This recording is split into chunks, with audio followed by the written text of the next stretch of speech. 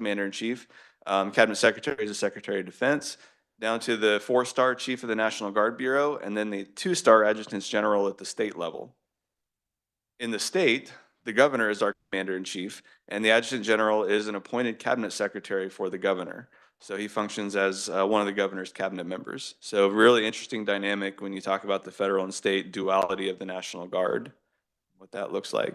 And also, Mr. Chairman, I'm happy to take questions at any point in time during the discussion.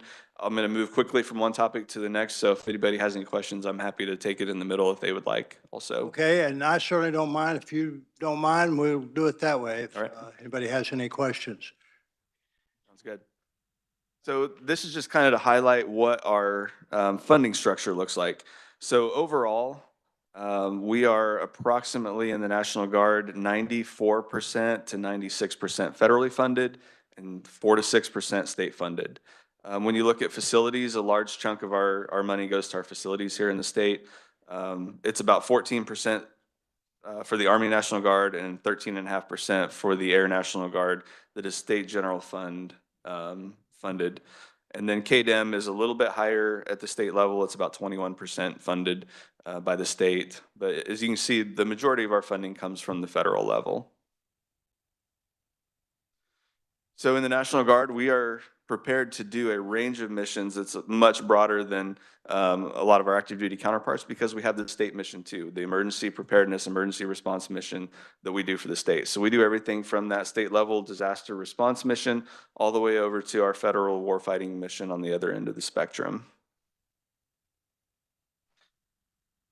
So what we're able to do and what we're authorized to do depends on our duty statuses. This is kind of a simplified table of what duty statuses look like. There are actually, I think 29 is the latest number, whether we're responding to events in the state of Kansas, domestic events outside the state of Kansas, or things overseas.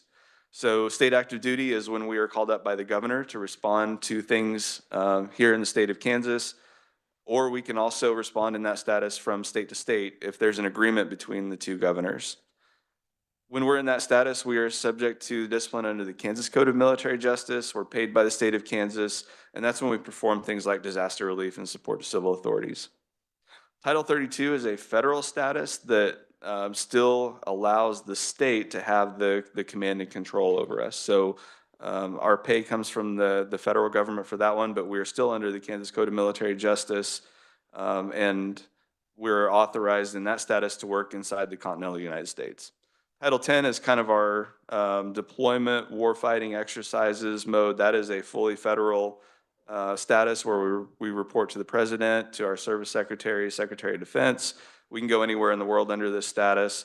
And when we're Title 10, we are subject to the Uniform Code of Military Justice. So the Kansas National Guard is authorized just over 7,200 soldiers and airmen. We currently have 6,776, so we're about 93.4% filled right now. That's actually been climbing over the last 6 months or so our end strength is increasing. All of the things that we're putting into recruiting and retention have been paying off. So we're continuing to grow that so we can build the readiness that we need to respond here in the state and overseas. Approximately 25% of our force is full-time. The other 75% are just in the communities working. There's students that go to school, those sorts of things. So we're primarily a part-time force. And then there's a few of us that are part-time or full-time that kind of keep the lights on between drill weekends, essentially. So we had a really busy year in 2024. We had 18% of our force that was deployed or mobilized. That's about 1,200 personnel. That was our busiest year in quite some time. Just some examples of what our units were doing. The 242nd Engineering Company out of Coffeyville was deployed to the southwest border in Arizona. They were augmenting Customs and Border Protection there. The 117th Medical Company out of Topeka was deployed to U.S. Central Command. The 1st of the 635th Armor Regiment and the 170th Maintenance Company, those units were deployed to Central Command as well. The 105th Mobile Public Affairs Detachment, that's out of Topeka. They were deployed to European Command to help the command there counter a lot of the Russian propaganda that's going on in Europe. So a really important role for public affairs in that area. The 1st of the 108th Aviation Regiment has been deployed to the National Capital Region. performing a really important mission for our government, federal government, in the DC area. And then on the Air National Guard side, so they don't deploy as a large unit as much. They are a lot smaller, so they've been more places with less people, basically. The 184th Wing in Wichita has had people in Europe, Africa, Central Command, Indo-Pacific, and mobilized at Home Station in 2024.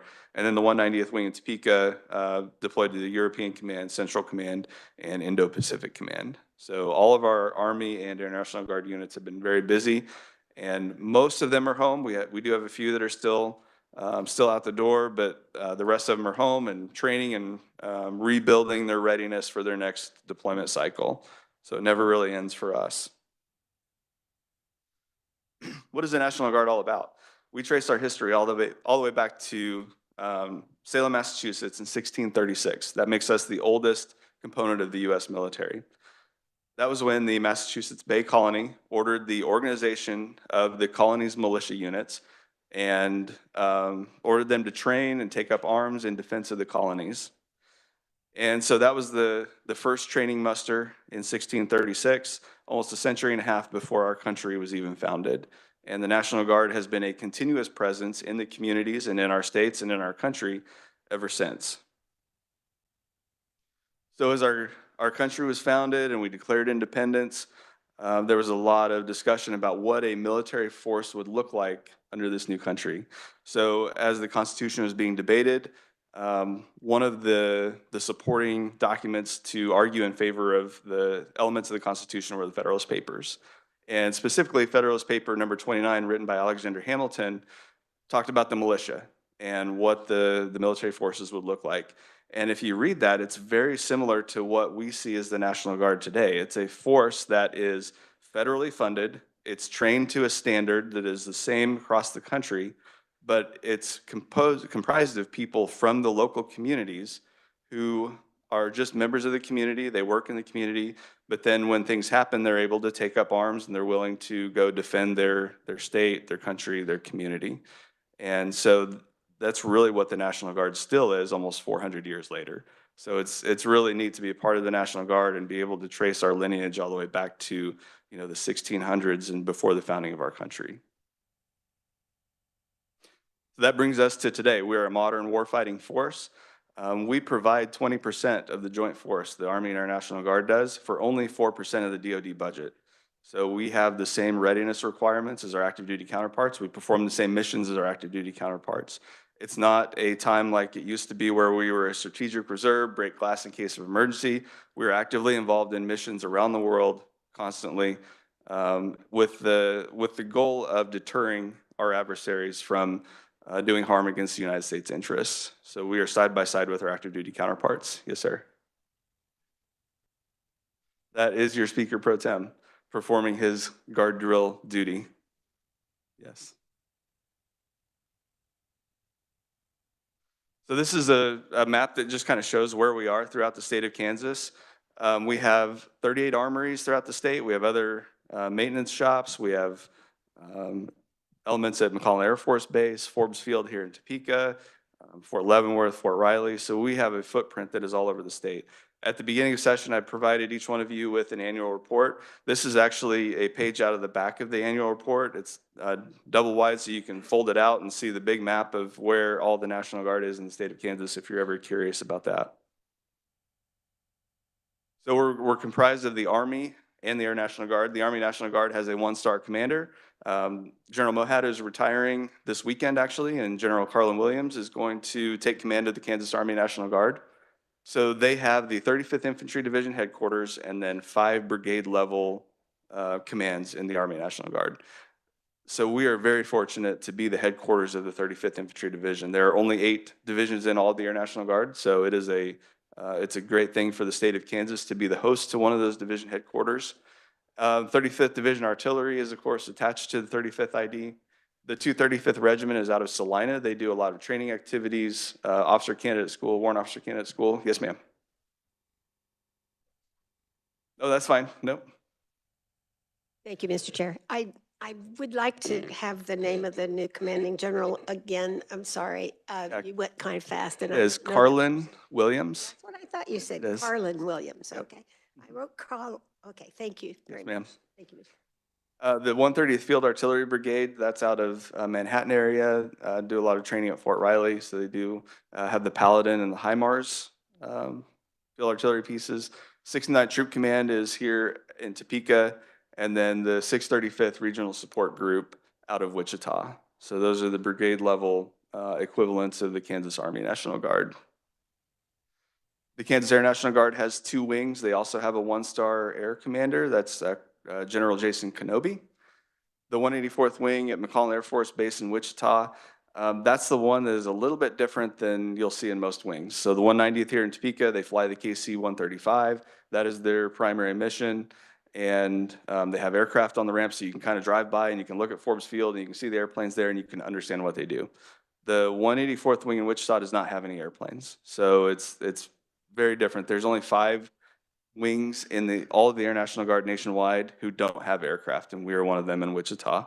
So they do intelligence, surveillance, and reconnaissance missions. They do cyberspace operations, and then they do battlefield airspace command and control. They also have the Smoky Hill bombing range in Salina that's a part of the 184th Wing.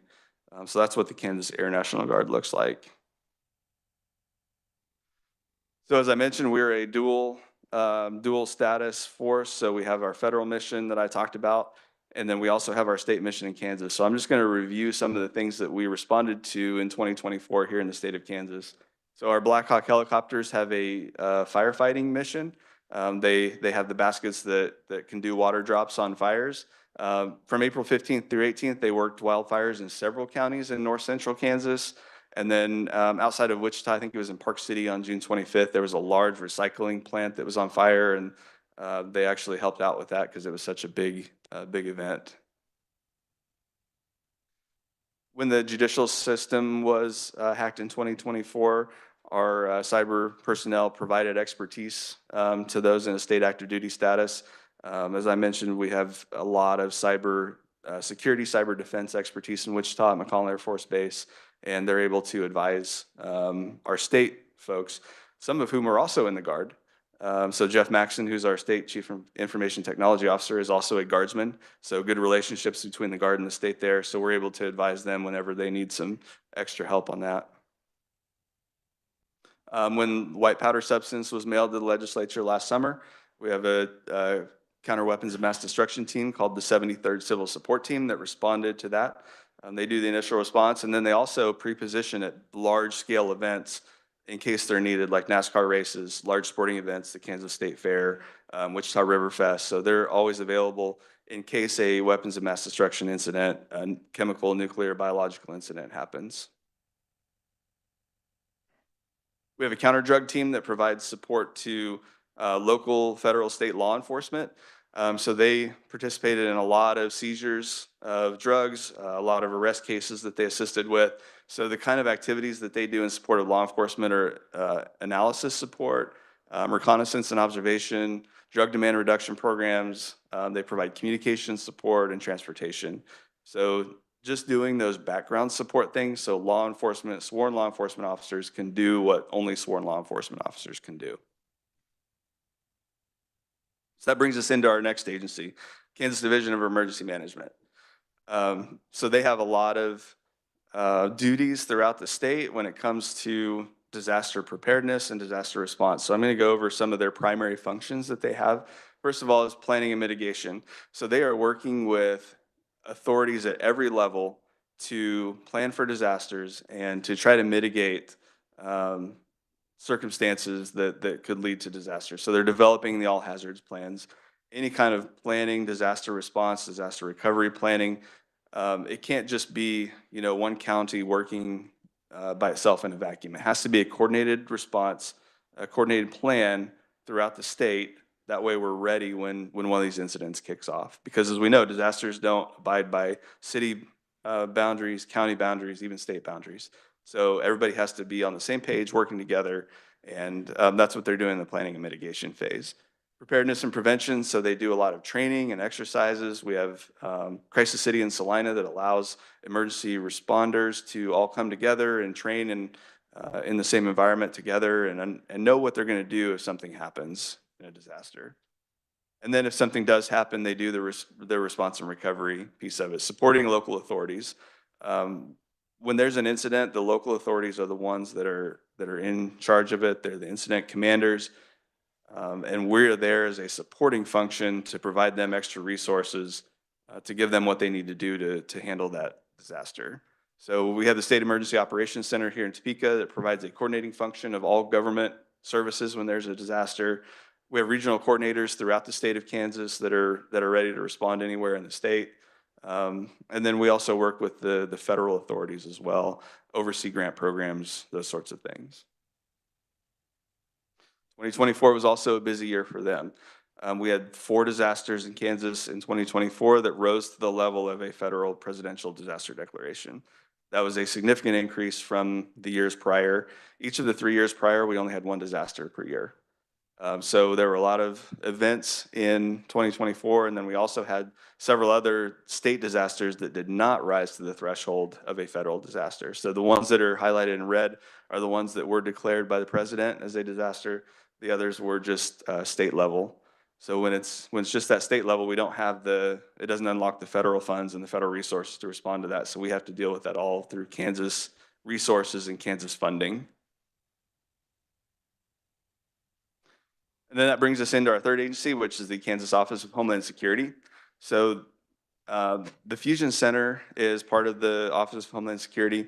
They are statutorily directed to generate intelligence analysis for Homeland Security policy and threat warnings. And their goal is to protect life, property, and liberty in the state of Kansas. So Homeland Security, what does that mean? It's those elements that you see on the right-hand side of the slide there. It's bringing together intelligence community to provide information. It's bringing together military and national defense communities with law enforcement. It's looking at critical infrastructure and threats to that, to bioscience. Obviously, agriculture is a big thing in Kansas, and there are lots of threats to the agriculture sector. So they're always watching that. Information technology, everything is connected. So they're ensuring that our networks and everything that talks to each other are secured. Everything that controls our critical infrastructure has to be secured through the information technology realm. Doing research and innovation, and then commerce and trade. So all of those sectors need to be secured. They need to be communicating with each other. Again, that's another thing that doesn't happen in a vacuum. So bringing all those resources together is their mission. And I do want to point out that of our department, only the National Guard is military. So KDEM and Homeland Security are completely civilian entities. So it's kind of a unique dynamic to have that military and civilian entities in one organization, but that's what we look like. These are not military functions. These are civilian functions of the state of Kansas. And they primarily exist to first identify threats, to raise awareness and understanding of those threats, and then help leaders mitigate threats. So they operate as a fusion center in the classified realm, looking at secret and top secret information. And they obviously can't provide classified information to the legislature, but that doesn't mean that they're not advising you all. That doesn't mean that they're not out in the communities. So they do hundreds of outreach events a year, providing unclassified level information to decision makers at every level, based on a totality of what they're able to know and to communicate. And so just because they are behind, the secure facility doors looking at classified information does not mean they're not all around the state doing things to make the state of Kansas safer and advising everyone in the legislature as laws are being made as well. We're up here frequently testifying, and so don't think that they just sit behind closed doors and nobody knows what they do. They try to get out and work in the communities and tell their story. So I'll get into a little bit of legislative affairs, what I'm doing, not only in this building, but outside of it as well. So this is only a part of my job. I have our state portfolio here, but I also have our federal portfolio. So I travel back and forth to DC quite a bit to work that. So it's always busy in DC. The funding cycle there is unlike anything else that I've ever experienced. So they have an authorization piece and then an appropriation.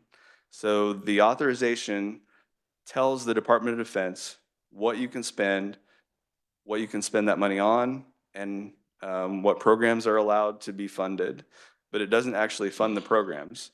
So you have one committee that's working on authorizing, and then you have a completely separate community with committee with different senators and representatives that actually do the appropriations. So it kind of explains why there are so many bumps in the road when we're trying to get federal funding, because not everybody agrees, and then you have to go through the House and the Senate both. So all those things have to come together on the same page, and everybody has to agree on them to get our funding. And that's why we're under a continuing resolution right now, because we don't have an appropriations bill on the federal side. The authorization happens in the House Armed Services Committee and the Senate Armed Services Committee, and then that builds into the appropriations side and House appropriations and Senate appropriations. There are 12 different appropriations bills. Each one originates in the House and then moves over to the Senate. We primarily work three of those: the defense appropriations, Homeland Security, and then military construction and Veterans Affairs. So those are the three that we work and follow with our federal delegation. So the defense cycle looks like this, and I have 6 stars up there in a 4 line chart because we are still working FY24 appropriations right now. The 2 stars there, those should actually be in the one below. I put those in the wrong spot. They should be in the appropriations. So we do not have an FY25 appropriations bill yet. Our fiscal year started October 1st, and we do not have we're almost 6 months into the year and we don't have a funding bill yet. So we are still working FY25. Meanwhile, FY26 has already kicked off. So it gets very complex when you're working 2 different fiscal years at once and all the nuances involved with that. We are about 3 weeks away, less than 3 weeks away from a government shutdown potentially. So we're all kind of waiting to see what is going to come out of the federal funding cycle. So what things have we recently worked at the federal level? So when we bid for projects, construction projects, it happens 7 to 10 years ahead of time. So by the time you actually do the construction project, as you can imagine, it costs significantly more than when we bid the project a decade ago. So we had to go back when we built our Joint Forces headquarters down at Forbes Field. When they actually built it, we needed $5.6 million more than we originally bid 10 years ago. So we worked with Senator Moran's office. He is on Senate Appropriations, and he was able to secure that money so we can finish the build out of that building, and we should be cutting the ribbon on it hopefully in April or May. So we're getting very close to completion on that. Forbes Energy Resilience Conservation Investment Program. So this is a solar array that provides our military installation resilience from the interruptions that can happen on the commercial electric grid. So if we are in a conflict and they take out commercial power in the US, our military installations still have power and can still operate. So we're building a solar array at various places. We're working on the one at Forbes Field here in Topeka right now. We finished one last year in Salina. So we're going through our military bases and building up that program. We got a 5.2% pay raise for all of our military personnel, which is a good thing. $1 billion nationally for National Guard Reserve Equipment Account. Those are things that we need as the National Guard that the Department of the Army and Department of the Air Force don't program for. So Congress provides us extra money so we can do our civil defense, our state mission, essentially. $305 million for counter-drug program nationwide, $53 million for Starbase nationwide.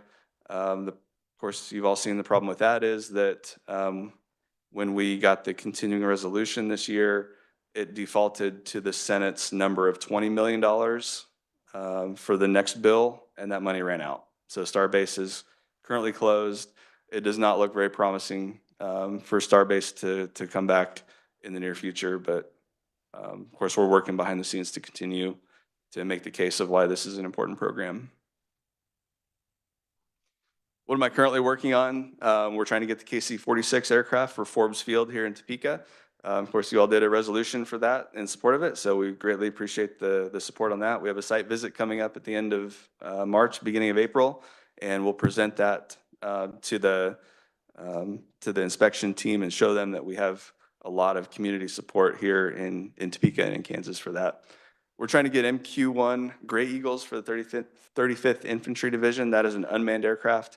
There is a philosophy in the military that first contact with the enemy will be unmanned, so we can save soldiers' lives. The Army has provided all of its active duty divisions with this capability, but none of its National Guard divisions. So we are having to go to Congress and have them add one division by division, the Gray Eagles. And so we're working with Senator Moran's team to hopefully get this added into the FY26 appropriations bill. We're working through Homeland Security grant cuts that are really impacting KDEM right now. So emergency management is in the Department of Homeland Security, same as Southwest border funding. So in recent years, a lot of money has been swept out of other programs in DHS over to border funding. So emergency management and the grants that they rely on are suffering because of that. So we have a couple of budget enhancement requests before the legislature right now to help KDEM kind of make up for that drop in federal funding. We're working on projects to build new Black Hawk hangars in Salina, to build a new 130th Field Artillery Brigade headquarters at Fort Riley, working on improvements to TRICARE health insurance for our force, federal tuition assistance for the Air National Guard. So the Army National Guard does have federal TA, the Air National Guard does not, so we're trying to equalize benefits for that. Black Hawk modernization, what is the future of vertical lift for the Army? Nobody really knows right now. And since we have a big Black Hawk detachment here in Kansas, we're trying to figure out what the future of that looks like for them. And then, of course, star-based funding is a big issue. Here at the state level, so I work a lot of different committees. These are all the committees that I've testified in last session and this session. Of course, my favorite committee is highlighted in red, naturally.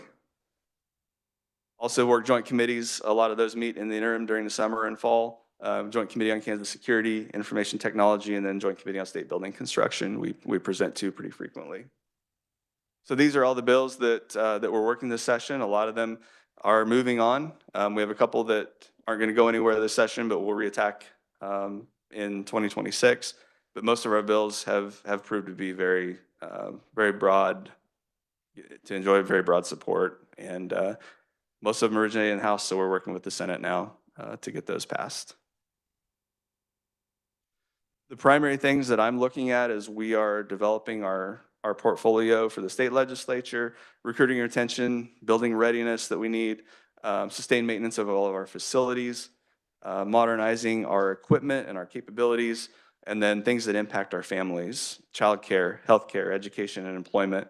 Those are all things that impact our recruiting and retention and impacting readiness, right? Recruiting and retention directly builds into readiness. So these are the things that when I come to the legislature, they fall under one of those categories.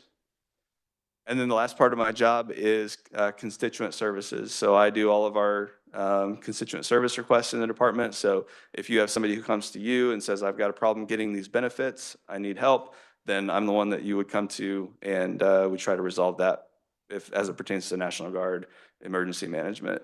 So I've done 206 of those recently, so that keeps us very busy also digging into these cases, but we need to make sure that our soldiers and airmen get the benefits that they've earned. And so that's what that program focuses on. And with that, Mr. Chairman, I will stand for questions if you have any. Thank you, sir. Really appreciate it. Committee, any questions? Representative Bloom. Good morning, Chairman Thompson. Good morning, sir. Are we at full strength now? Not quite. No, we're just below 95%. So we're continuing to build, but things have been trending in a positive direction. Recruiting is doing well.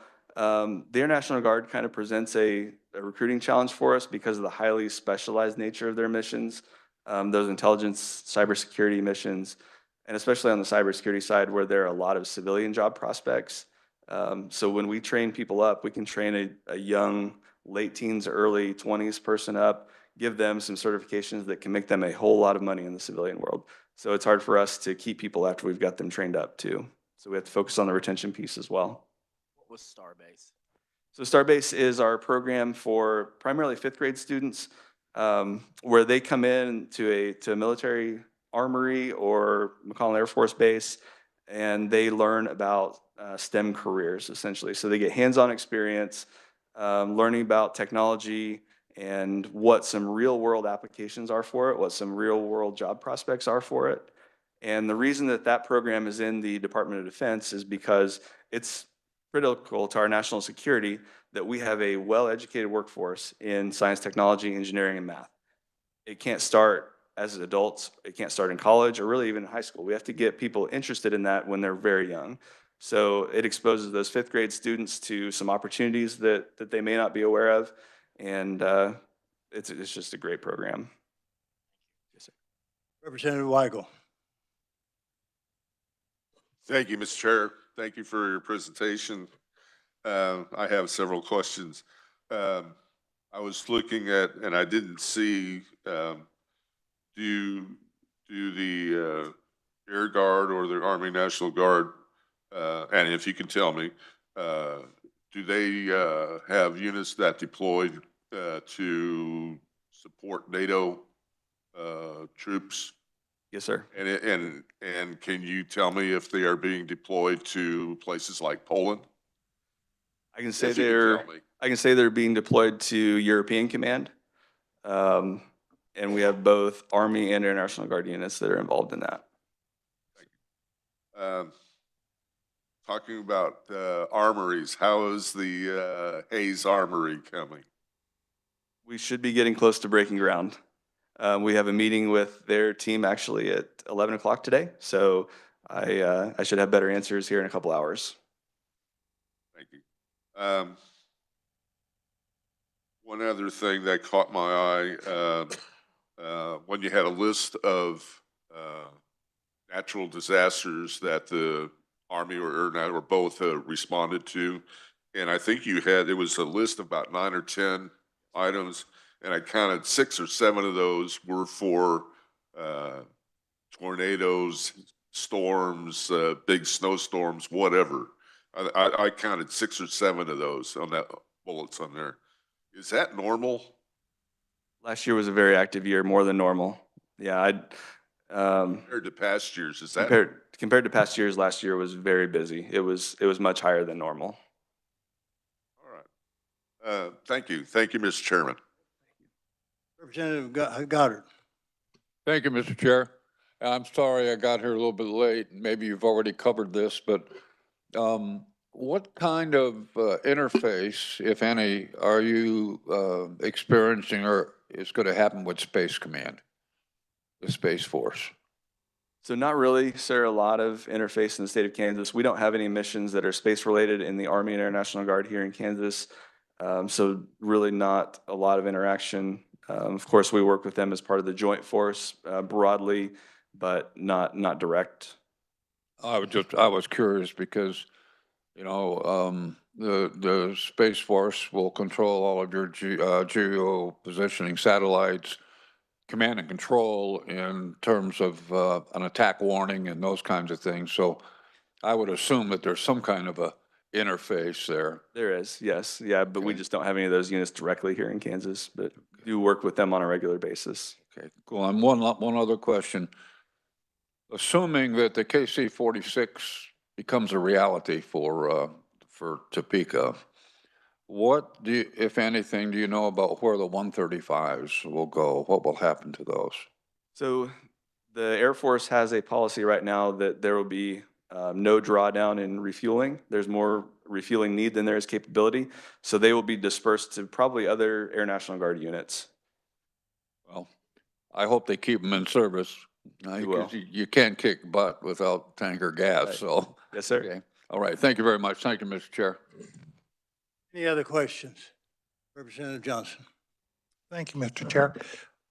Real quick, back when I was still in schools, there were some problems of some of our high schools not letting recruiters in, making life very difficult. Are you still experiencing that in some places? Not to my knowledge, no. I think we have pretty open access with the schools. Our recruiting command has worked, and our leadership team with superintendents to have them understand that the value and the benefits that the National Guard provides. So I am aware of that throughout my career as well, but as of right now, I think we have a pretty good relationship with the schools in the state of Kansas. Excellent. Thank you, sir.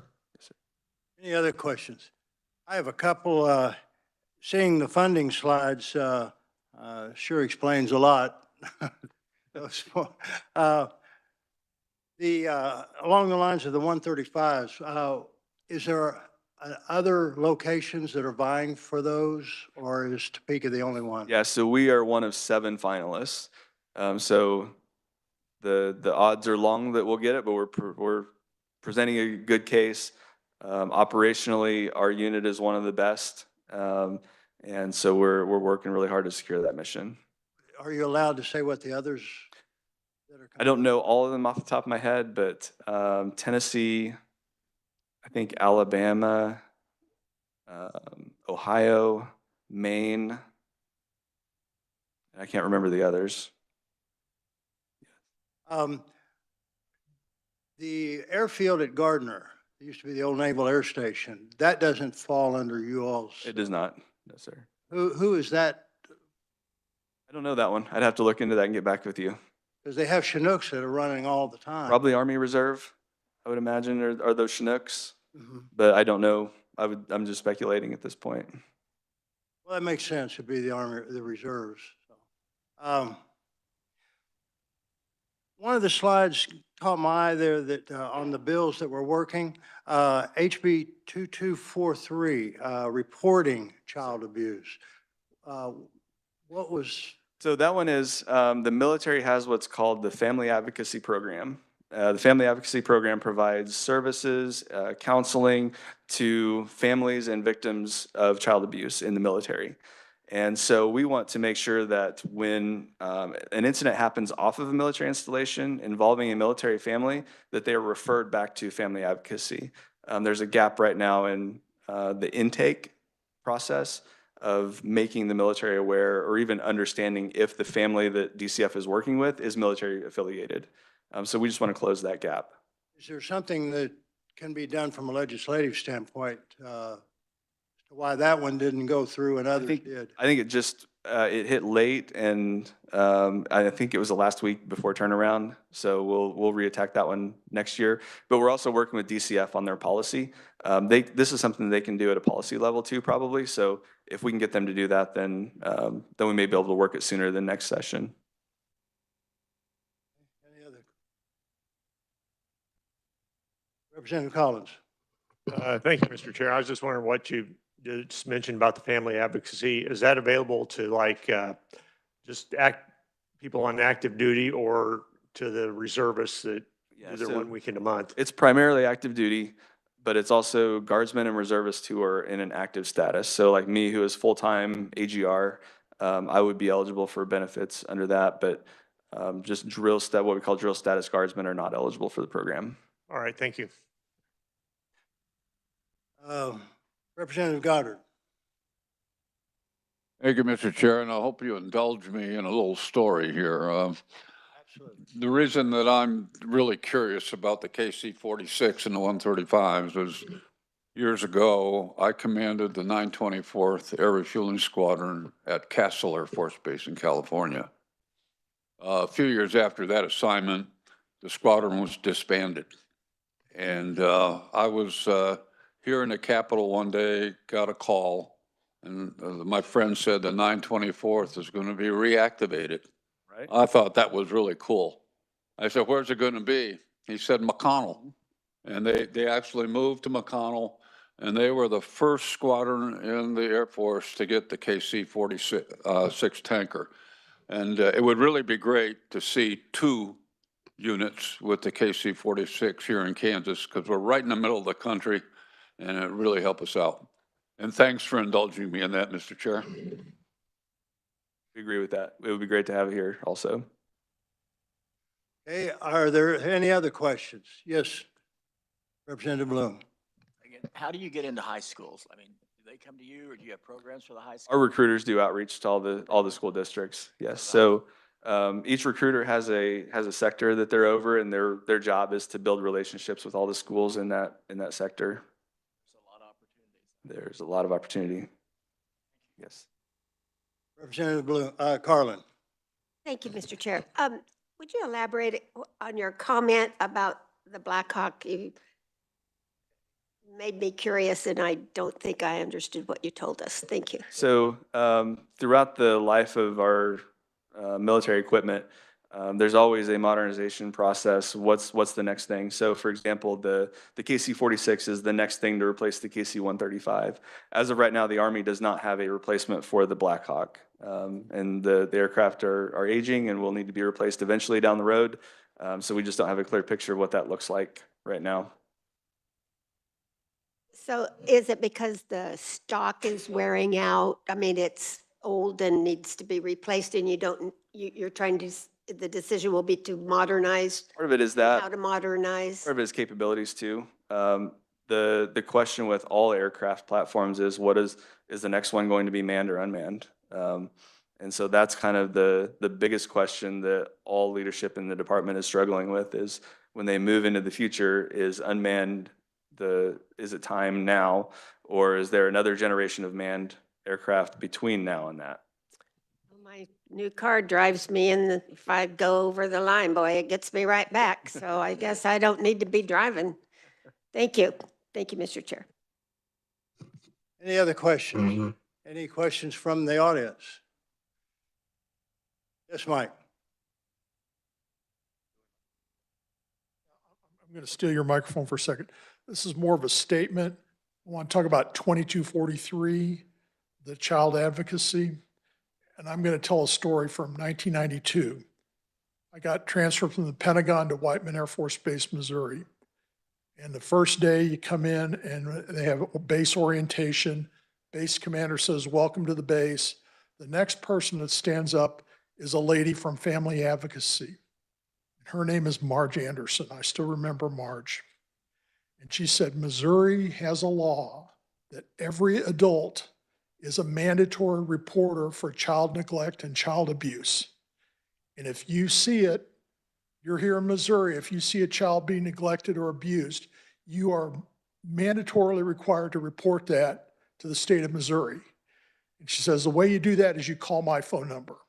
You call me and I call the child protection people in the state of Missouri, and then all hell descends on the bad situation. So about 15 months later, I'm a squadron commander. The sergeant comes in. I'm going to use a fake name. I'm going to say Sergeant Smith comes in. He had been recently divorced. He had 2 daughters. His daughters were living with his ex-wife. He found out from the school that his daughters weren't coming to school.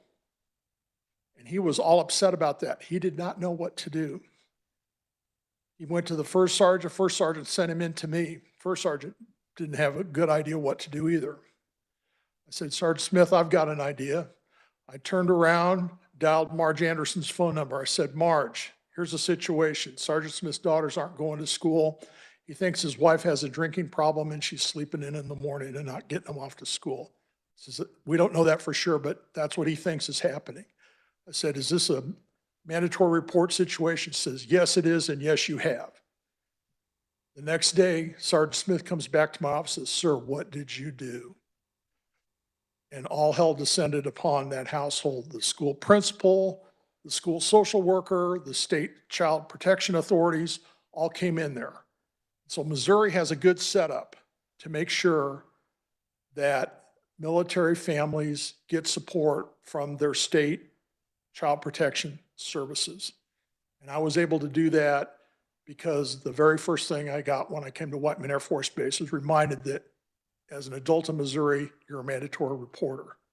And so if we get 2243, it doesn't right now include that part, but it does include the part that military families need to be working with the state officials as well as the military family advocacy. So thanks for indulging me in that war story. And when 2243 comes up next session, I urge everybody to support it. Well, and we will count on you to push that to us and make us all aware of that. And that is something that I think is real important. Any other questions or? Okay, at this time, announcements. We don't have any specific announcements. Is there any announcements from the audience? The announcements we have is we're through with our bills. I'm going to look at moving Nate is not here. He's the keeper of the calendar. And if we have any more speakers, I'm going to try to get to move them to the caucus meeting times on Monday. And then we won't have meetings as a committee. unless something comes to us. But watch your email. Deborah will send out an email on what we're going to do, or if a schedule changes or anything like that. But right now, we're not scheduled to meet next week. It's on call of the chair. And we will be having on Monday caucus at 12. And we'll keep you all informed. Now, if any of that changes, we'll let everybody know. But that's kind of the way forward right now. After that, any other questions? We got to approve the minutes.